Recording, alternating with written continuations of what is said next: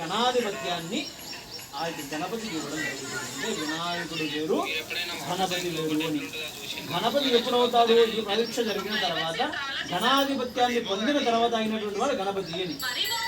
అప్పుడు ఏం వరాన్ని ఇస్తాడు కూడా పరమేశ్వరుడు అంటే, ప్రపంచంలో ఎవడైనా సరే మొట్టమొదటి పూజ నీకే జరపాలి, మొట్టమొదటి యొక్క పూజ అనేటువంటిది నీకే జరపాలనేటువంటి వరాన్ని అప్పుడు ఈశ్వరుడు ఆ యొక్క గణపతికి ఇచ్చి, గణాధిపత్యాన్ని ఇచ్చి, మొట్టమొదటి పూజ నువ్వే ఎందుకోని వరాన్ని ఇస్తాడు.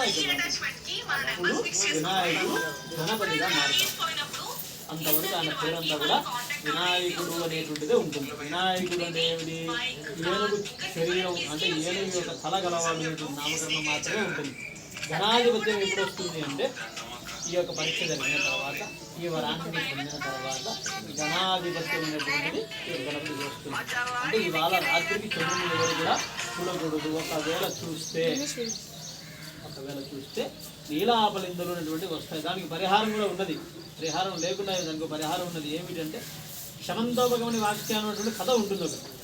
ఆ కథగా విని తాంబూల లక్షణాలు అన్నీ కూడా ఇచ్చిన తర్వాత ఆ అర్చకుని యొక్క చేతితో అక్షతలు తన మీద వేయించుకుంటే వాటి యొక్క దోష ప్రభావం అనేటువంటి తగ్గుతుంది అని. అంటే పూర్తిగా పోతుందని కాదు, తగ్గుతుంది అనేటువంటి నానుడి మాత్రమే ఉంది. ఇవి శమంతోపగమని వాక్యం అనేటువంటి కదిలించడానికి వచ్చారో చెప్తాను.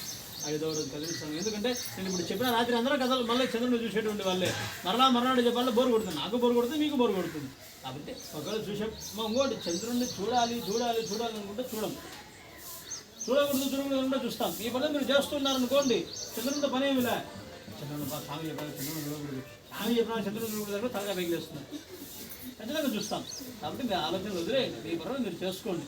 చంద్రుడిని చూడకూడదు అనేటువంటి భావన మనసులో పెట్టుకోవాలి తప్ప, ఈ యొక్క చంద్రుడిని చూడకూడదు అని సారి అనుకుంటే ఖచ్చితంగా చంద్రుడిని చూస్తాం. కాబట్టి మీరేం చేస్తారంటే మీ పనులు మీరు చేసుకోండి. చంద్రుడిని చూడాలన్నా చూడకూడదా, అయ్యో స్వామి చెప్పినాడే అనేటువంటి ఆలోచన వదిలేయండి.